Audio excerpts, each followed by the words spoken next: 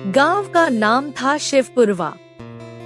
हर साल यहाँ बारिश खूब होती थी, लेकिन इस साल तो जैसे आसमान फट पड़ा था। पूरा गांव पानी में डूब गया था। नालियां उफन रही थी, तालाब किनारे के घर बह चुके थे। इसी गांव के किनारे एक गरीब आदमी रहता था, हरिराम। उम्र करीब 35 साल, कंधे झुके हुए, बदन पर एक पुराना गमछा और गीली मिट्टी सनी धोती।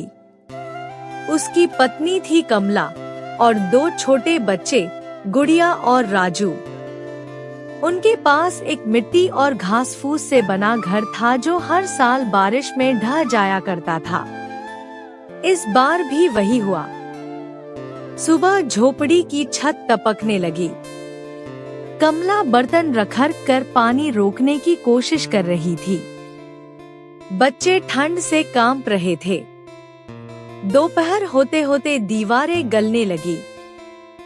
रात में कमला चूल्हे की राख कुरेद रही थी, शायद कोई जली लकड़ी मिल जाए। हरिराम ने देखा टोकरियां खाली थी। कमला कांपती आवाज में बोली, सुनिए, कुछ पैसों का इंतजाम कीजिए। बच्चे भूख से रो रहे हैं। 2 दिन से सिर्फ चूरा खाया है, अब वो भी नहीं बचा। हरिराम चुपचाप दीवार की ओर देखने लगा। कमला ने फिर कहा। हरिराम उठा, बाहर निकल पड़ा। बारिश थोड़ी धीमी थी, पर जमीन कीचड़ से भरी। गांव के चौपाल पर पहुंचा, जहां कुछ लोग छप्पर के नीचे बैठे थे। भैया, घर में एक दाना नहीं बचा। बच्चे भूखे हैं। थोड़ा सा गेहूं, आटा, जो भी हो उधार दे दीजिए। जैसे ही काम मिलेगा मैं सब चुका दूंगा। हर हफ्ते यही रोना लेकर आता है तू हरिराम। हमारे घर में भी कुछ नहीं बचा है इस बार। तू कहीं और देख। दूसरा ग्रामीण, हमारी घरवाली बीमार पड़ी है, खुद की हालत खराब है। तू गरीब है, तुझे कोई उधार क्यों देगा?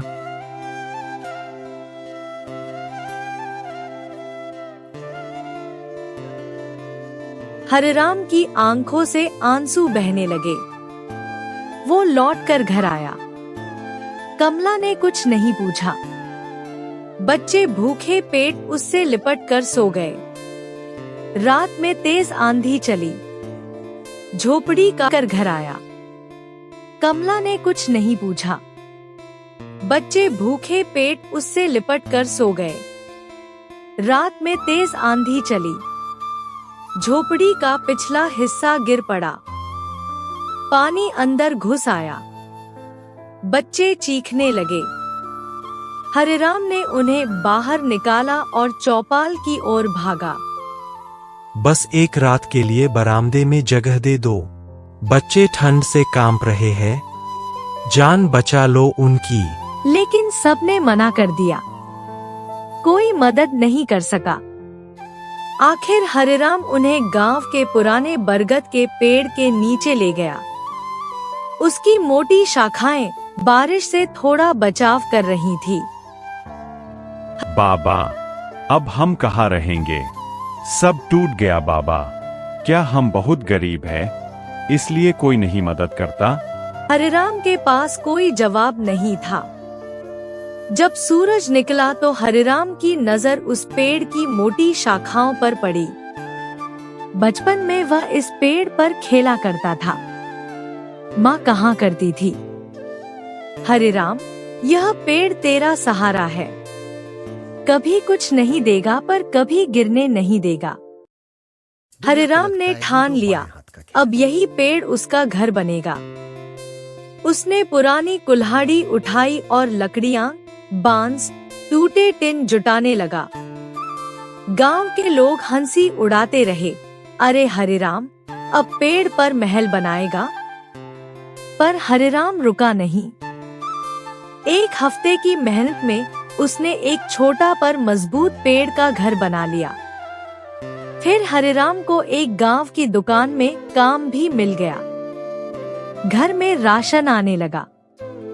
लोग अब पेड़ पर बने उस घर को देखने आने लगे। लेकिन पड़ोसी रामेश्वर जलन में जल रहा था। रामेश्वर अपने दोस्त से, मैं उसका घर जला दूंगा, तब देखूंगा उसकी हंसी। तब क्या करेगा वह पेड़ वाला मसीहा। वो एक रात मशाल लेकर पेड़ की ओर बढ़ा, लेकिन तभी बारिश शुरू हो गई। गांव के लोग आ गए। हरिप्रसाद नामक युवक ने उसकी साजिश सबको बता दी। धनेश्वर बाबा, पंचायत प्रमुख। रामेश्वर, तुम एक गरीब के मेहनत से बनाए घर को जलाने चले थे। यह इंसानियत नहीं है। तुम्हें माफी मांगनी होगी और अगले 1 साल हर गरीब के खेत में मुफ्त काम करना होगा। रामेश्वर गिड़गिड़ाते हुए, मुझे माफ कर दो हरिराम, मुझसे गलती हो गई। अब कभी किसी का बुरा नहीं सोचूंगा। अब गांव के लोग कहते हैं, यह देखो, यह हरिराम है, जिसने बिना पैसे के, बिना सहारे के, सिर्फ मेहनत और सोच से पेड़ पर एक ऐसा घर बना दिया जो बारिश, बाढ़, आंधी किसी से नहीं हिला। और हरिराम आसमान की ओर देखता है। ईश्वर, तूने सच में मेरा साथ दिया। जब सबने मुझे ठुकरा दिया, तब तूने ये पेड़ भेजा। तू ही मेरा सबसे बड़ा सहारा है।